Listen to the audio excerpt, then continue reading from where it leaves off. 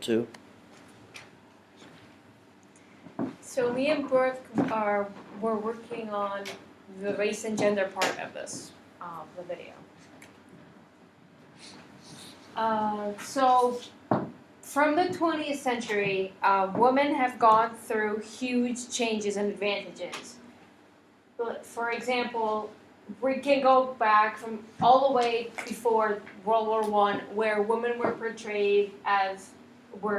told and portrayed as just women who worked at home and just took care of the kids and weren't allowed to have any jobs or voting rights or anything like that.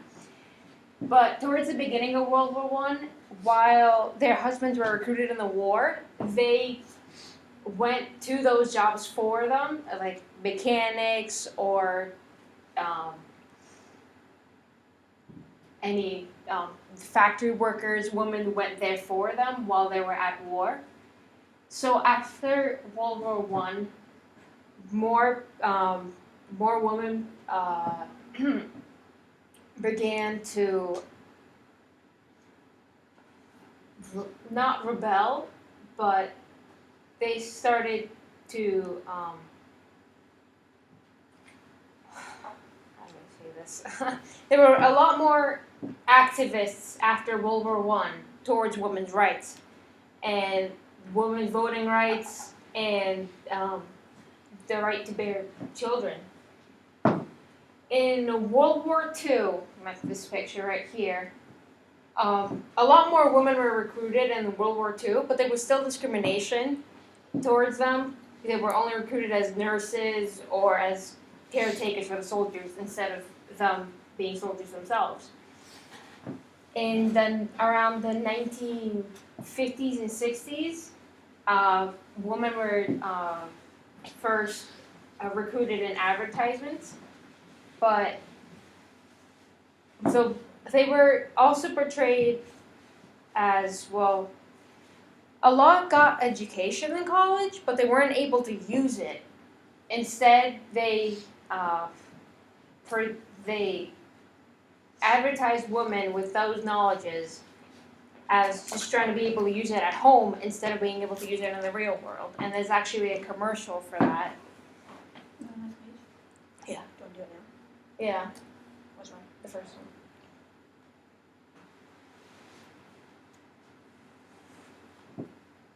one. What's chemistry like? Well, it's not as hard as I thought it was going to be. It's different. You have to get used to thinking in a new way, but I sort of liked it. And you know it applies in such common ordinary things as making cream of tomato soup. Pour milk into the acid tomato and you're likely to have curdled tomato soup. Pour the acid tomatoes slowly into cold milk and, well, you can see that cooking is practically applied chemistry. Carol, who is now Mrs. Bill Johnson, took a general home economics course. Not one which would lead to professional employment, but one which fitted her for that very important career of being Mrs. Johnson. Kay's home would be like this.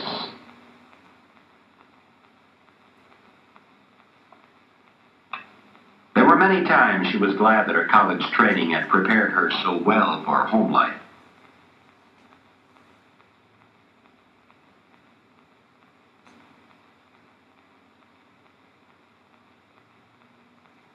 Many times she didn't even realize that she was using some of the knowledge she had gained, and that her knowledge meant so much to her family as well as to herself.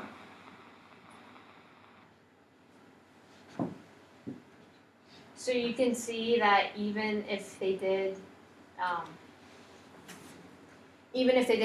get the education, they were tried to apply the education they got to the chores they did at home so that they could make them feel appreciated. But by 1986, more than half college graduates were women, and they had a lot more rights and freedom to get the jobs they want. There's also a commercial for that, I think. Yeah, the second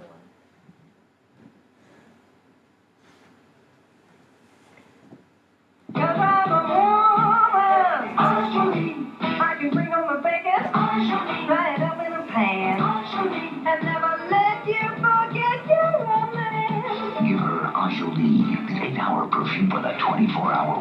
can work till 5 o'clock. Come home and read your ticket talk. Tonight I'm gonna cook for the kids. And if it's love you want, I can kiss you and give you the shivers bit. Enjoli, the 8-hour perfume for your 24-hour woman.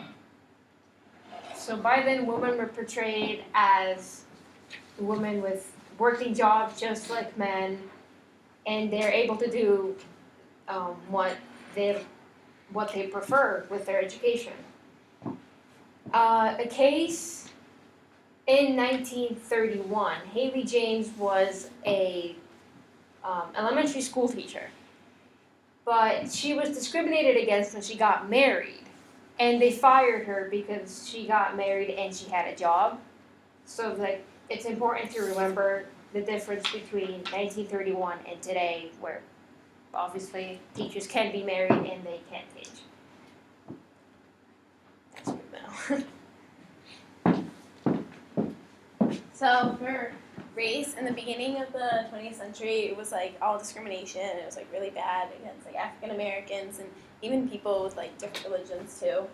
And in 1915, the Ku Klux Klan came along, and they were an extremist group, and they were extremely discriminatory towards people who, like African Americans, I'm pretty sure Asians and like people like that.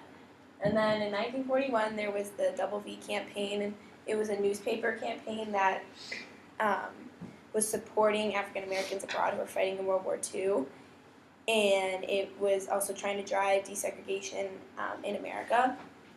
And then in 1948, Executive Order 9981 came along, where it was equal rights for all African Americans who were fighting in the armed forces, and they had equal opportunity as well. So this was a picture of the Double V campaign. And this was also school segregation ban that came around maybe in the 1950s or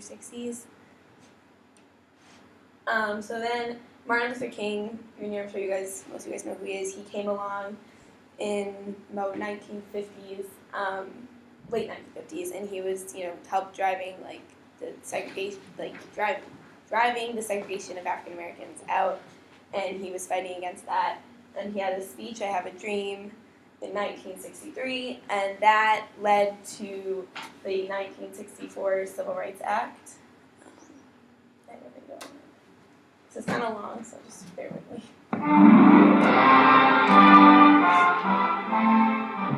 Congress passes the most sweeping civil rights bill ever to be written into the law, and thus reaffirms the conception of equality for all men that began with Lincoln and the Civil War 100 years ago.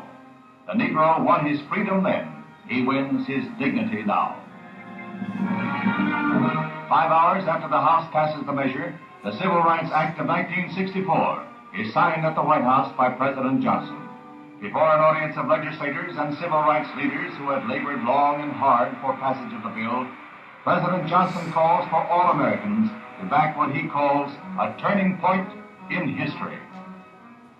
We must not approach the observance and enforcement of this law in a vengeful spirit.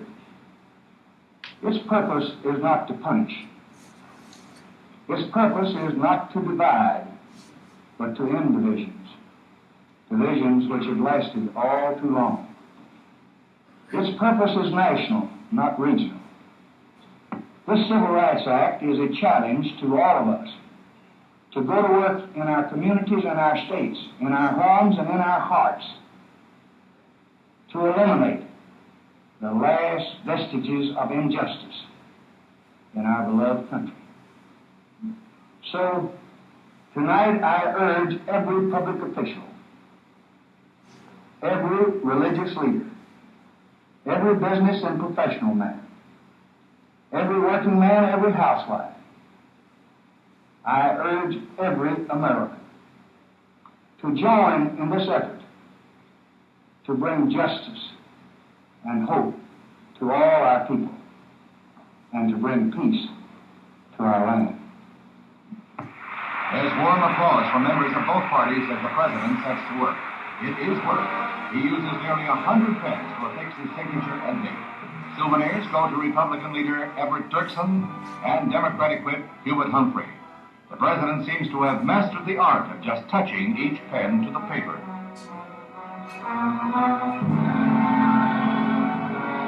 Immigration leader Martin Luther King receives his pen, a gift he said he would cherish. The Department of Justice will enforce the law if necessary, and G-Man Chief J. Edgar Hoover is present. Another group of pens is reserved for the Kennedys, and the Attorney General is entrusted with a half dozen.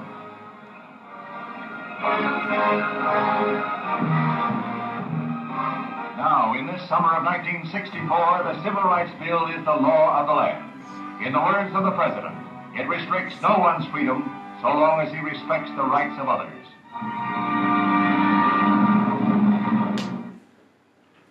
I thought the symbolism of all the pens was kind of cool because it shows that like everyone is equal, even if they're a little different, come from different backgrounds. And towards the end of the 20th century, like things got a lot better for African Americans and people who are different than just plain white American. But now today, like people would argue that like it's still not completely solved. With I'm sure you guys all know like the whole Black Lives Matter thing. Like I don't personally opinionate on that matter, whether it was right or wrong, but clearly Black people think that they were being killed by police officers and things like that, and that they're still being segregated against. So clearly we need to do something better because clearly people are doing something wrong. So, but it has gotten like a lot better since the 20th century.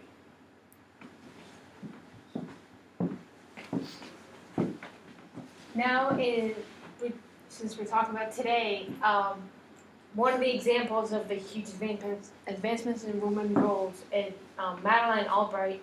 In 2001, she was elected as the first woman to be elected a U.S. Secretary, and that's the highest role for a woman that's ever been in Congress.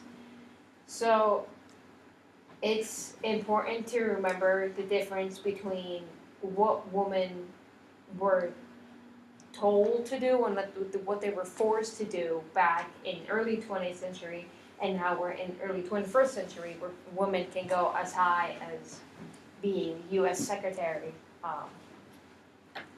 Even though women still don't have as many advantages as men do today, like the payroll. There's a huge debate on that, and that's it. Yeah.